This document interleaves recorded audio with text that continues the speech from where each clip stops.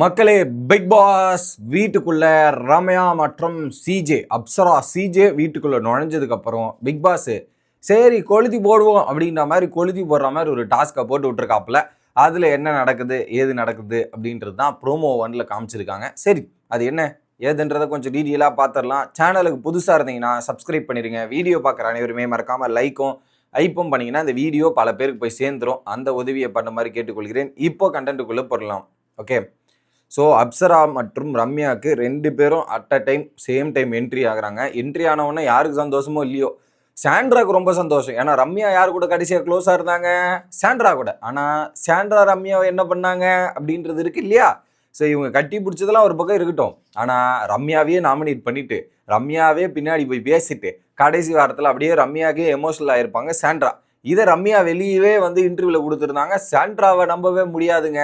Nominate பண்ணுறாங்க, அங்கே போய் பேசுகிறாங்க, இங்கே வந்து அழுகுறாங்க, என்னங்க இது அப்படின்ற மாதிரி தான் இருந்துச்சு. ஸோ ரம்யா கண்டிப்பாக சாண்ட்ராவை அட்டாக் பண்ணுறதுக்கான வாய்ப்புகள் பக்காவாக இருக்கிறது அப்படின்றது நம்ம ப்ரிடிக்ட் பண்ணியிருந்தது தான். அதுக்கேற்ற மாதிரி இந்த ப்ரோமோ ஒன்லையும் கரெக்டாக நடக்குது. ஓகே, அப்போ வந்து என்ன பண்ணுறாங்க, இவங்க 2 பேரும் வந்தது ஹாப்பி தான். அதில் என்ன பண்ணிட்டாங்க, பிக் பாஸ் இந்த வீட்டுக்குள்ளே மீண்டும் வந்திருக்க ஒவ்வொருக்கரும்.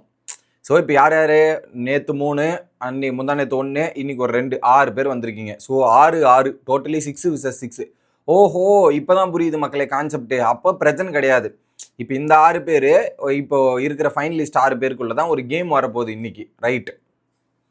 இந்த வீட்டுக்குள்ள மீண்டும் வந்திருக்கிற ஒவ்வொருவருக்கும் இருக்கிற ஒரே கேள்வி, இந்த நபர் என்னை விட டிசர்விங், இந்த நபரை விட நான் டிசர்விங், இந்த வீட்டுக்குள்ள இருக்கிற ஃபைனலிஸ்ட்ல விட நான் டிசர்விங்கான கேண்டிடேட். நான் வெளியே போயிட்டேன், அவன் ஸ்டில் இந்த வீட்டுக்குள்ள தான் உட்காந்துட்டு இருக்கான். எதுக்கு உட்காந்துருக்கான், ஏன் உட்காந்துருக்கான்னு எனக்கு தெரில.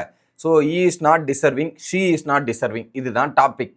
ஓகே, கண்டிப்பாக ஒவ்வொருத்தருக்கும் தோணல, இது நான் இருக்க வேண்டிய இடம்பா, இது நான் இருக்க வேண்டிய இடம்பான்ற மாதிரி எல்லாருக்கும் தோணும் வீட்டுக்கு வெளில போனவங்க. ஆனால் சரி, ஃபஸ்ட்டு ரம்யா வருவோம். சாண்ட்ரா நான் பார்த்த சாண்ட்ராவே கிடையாது, சாண்ட்ராவோட நான் டிசர்விங், நான் பார்த்த சாண்ட்ராவே கிடையாது அப்படின்றத சொல்கிறாங்க. ஆமாம்மா, நீ வீட்டுக்குள்ளே இருக்கும்போது ஒரு சாண்ட்ரா பார்த்த, உனக்கு பின்னாடி என்ன நடக்குது ஏது நடக்காதுன்னு தெரியாது ரம்யா. இப்போ வீட்டுக்கு வெளில போனவொடனே சாண்ட்ரா என்ன பண்ணாங்க ஏது பண்ணுறாங்கன்னு உனக்கு வெட்ட வெளிச்சமாக தெரிகிறது. கண்டிப்பாக அது இப்போ நீங்கள் பார்க்குற சாண்ட்ரா இப்போ டோட்டலி டிஃப்ரெண்ட்டாகவும் கான்ட்ராஸ்டாக தான் இருப்பாங்க, மாற்று கருத்து இல்லை. அது ரம்யா அப்படி யோசிக்கிறதும் தப்பு கிடையாது. ஏன்னா சாண்ட்ரா கூட க்ளோஸாக இருக்கும்போது எப்படி கொஞ்சம்லாம் பேசியிருப்பாங்க சாண்ட்ரா, ரம்யா எப்படிலாம் சொல்லியிருப்பாங்க. ஆனால் பின்னாடி போயிட்டு ஒரு வேலை பார்த்துருப்பாங்க இல்லையா, அதில் ரம்யா அவுட் ஆகிட்டு தான் இருக்காங்க. அந்த அவுட் வெளிப்பாடு தான் இது. ஒன்றும் சொல்கிறதுக்கு இல்லை, அதை எப்படி ஹேண்டில் பண்ணுறாங்கன்றதை பார்ப்போம். டூ மச் அக்ரெசிவாக இல்லை சைலண்ட்டாக போகிறாங்களான்றது பார்ப்போம். ஆனால் ஒன்றுத்துக்கு ஒன்று சளைச்சது இல்லை. இங்கே வந்து சாண்ட்ராவும் ரம்யாவும் அப்படின்றது தான் பார்க்கணுமே தவிர்த்து ரம்யா சொல்லிட்டாங்க அப்படின்றதுக்காக சாண்ட்ரா அப்படின்றது மாற்ற மாட்டாங்க.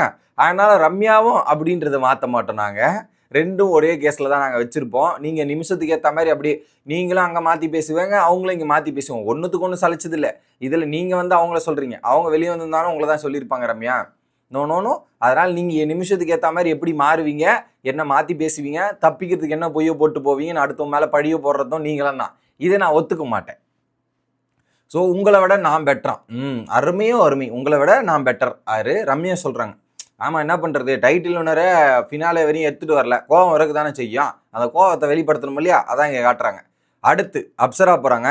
டாப் 6 வர வைக்கும் அந்த அளவுக்கு எதுவும் நீங்கள் பண்ணலை. அவங்க யாருன்னா சாண்ட்ரா தான் சொல்கிறாங்க, டாப் 6 வர வைக்கும் அந்த அளவுக்கு எதுவும் பண்ணல அவங்க டிசர்விங் கிடையாது அப்படின்னும் போது எனக்கு சாண்ட்ரா டாப் 6 டிசர்விங் கிடையாதான். ஐ அக்செப்ட், சாண்ட்ரா இந்த அளவுக்கு வரக்கூடாது தான். ஏன்னா அதிகமான இப்போ ஒரு பக்கம் பார்வதி கமர்தீன் நம்ம பேசுகிறோன்னா அதுக்கு ஒரு படி குறை இல்லாமல் இருக்கிற ஒரு நம்பர் தான் இவங்களும் தப்பாக பிராண்டிங் பண்ணியிருக்காங்க, தப்பான குற்றச்சாட்டு வச்சுருக்காங்க, இதெல்லாம் பண்ணியிருக்காங்க. அதுக்கான கான்சிக்வன்ஸ் எதுவுமே இவங்க ஃபேஸ் பண்ணல. கேட்டால் இப்படி அப்படின்னுருவாங்க. யார் ப்ரொஃபஷனை பற்றி பேசியிருக்காங்க, தப்பான பார்வை பற்றி எல்லாரையும் மோசமாக பிராண்ட் பண்ணுறதுல இவங்க ஒரு ஆள். அந்த கேட்டகரியில் டாப் 6 போகக்கூடாது தான், எனக்கு மாற்றுக்கிறதே கிடையாது. 0 பெட்டர் தென் நெகட்டிவ் அப்படின்றதான் நான் பாயிண்ட்டு.